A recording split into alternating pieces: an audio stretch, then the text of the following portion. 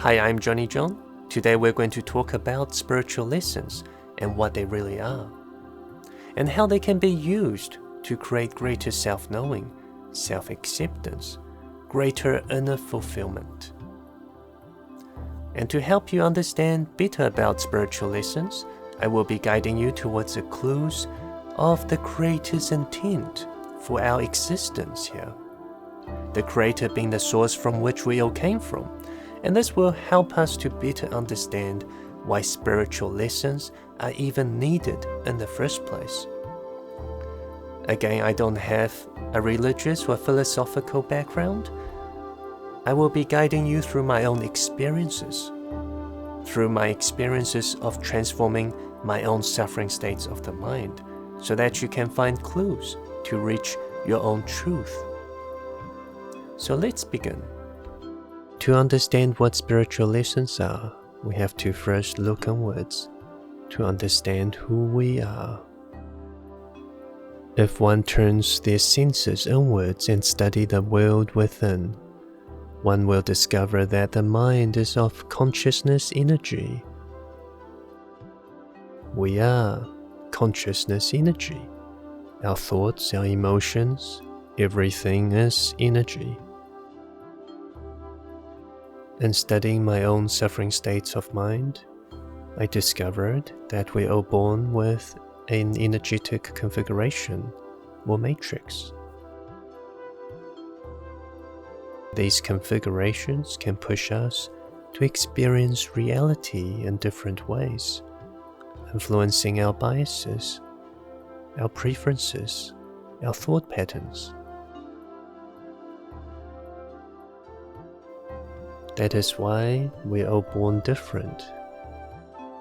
Take two people, put them through the same life experiences, and they will all come out differently because of this matrix. The more I worked with my suffering states of mind, I began to realize that it's not so much that the outer experiences were creating my suffering states of mind, but rather, the outer experiences were working to bring out the sufferings, the unresolved negative energies within that needed to be worked on. So with this, I concluded that at birth we are already born with sufferings, or the energetic configurations that resemble the different suffering states of mind. And the outer experiences work to bring these out into light. That's why outer experiences are so valuable, because without them, we would not know what fears, what negativities we have.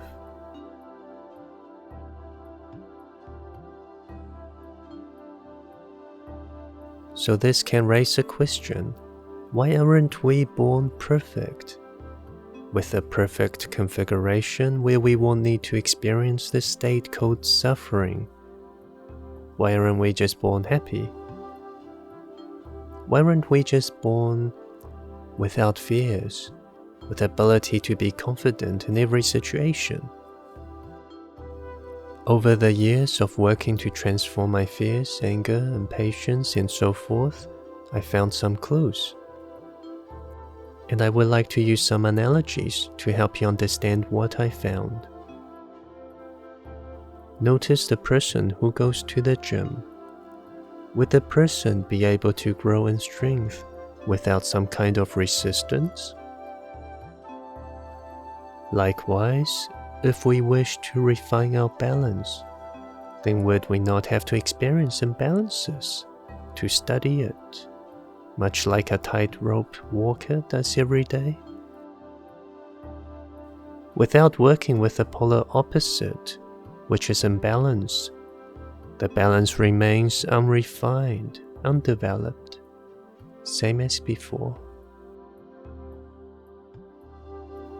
And likewise, if we were born without impatience, then what would be the spark to make us refine patience even more? My eventual conclusion was that The suffering states of mind are the spiritual lessons that we have brought into this lifetime to work on, to develop ever more self-knowing that all is one, to develop ever more self-acceptance and happiness. The spectrums of self-acceptance includes the refinement of wisdom, refinement of love, compassion, forgiveness.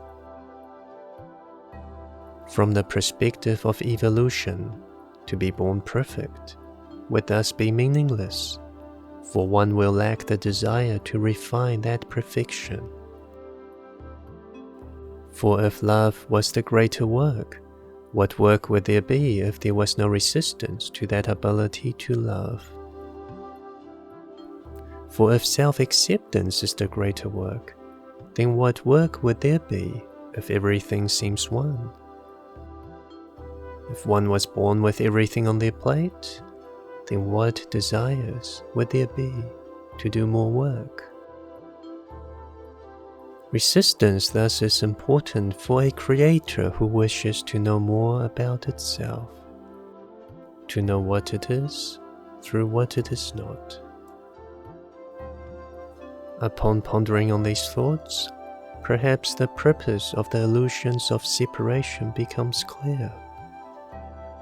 Perhaps the purpose for the suffering states of the mind then becomes clear.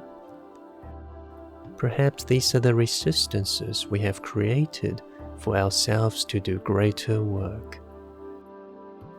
Perhaps these are the spiritual lessons that we have brought into this lifetime to achieve greater growth. So in this sense, if you're born with sufferings, whether it be a fear, a disease, or a limitation, rather than thinking that you're misfortunate, why not see it as you being courageous for bringing resistances into this life to do greater work, to achieve greater growth? For most people, the spiritual lessons are easily missed in life, because the confusions and illusions that we have created can be so thick that one can simply fail to see the work. But it's by discovering the spiritual lessons that one can then use them to make progresses on their soul journey. And these spiritual lessons will be challenging and will take a long time to work through, because as we have a lifetime to do the work will be designed for such a length. Of course, a more serious student can finish the homework faster, but as you know, most of us hate doing homework, and we like to leave them to the last minute, to drag it out, to avoid them by focusing on other distractions.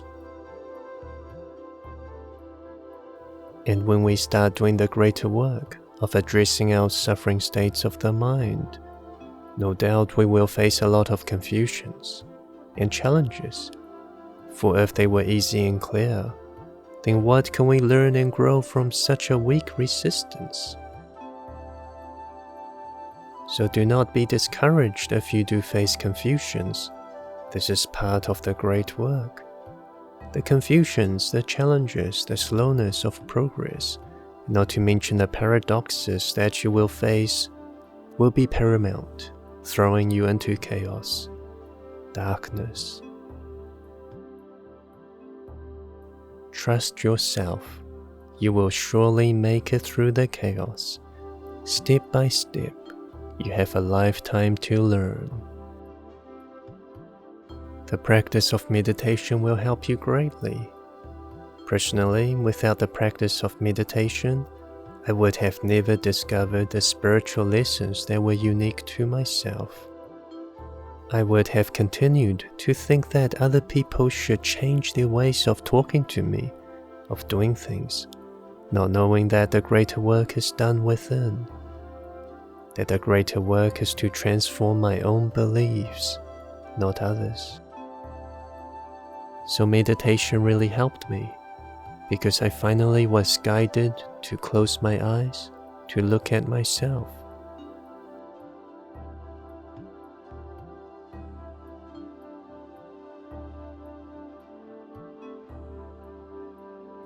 I hope that this video has helped you to better understand what spiritual lessons are and how they can be used as a catalyst to accelerate the progress of our soul journey. Later, we will be looking at the ways to discover the spiritual lessons that are unique to us. So I will see you soon.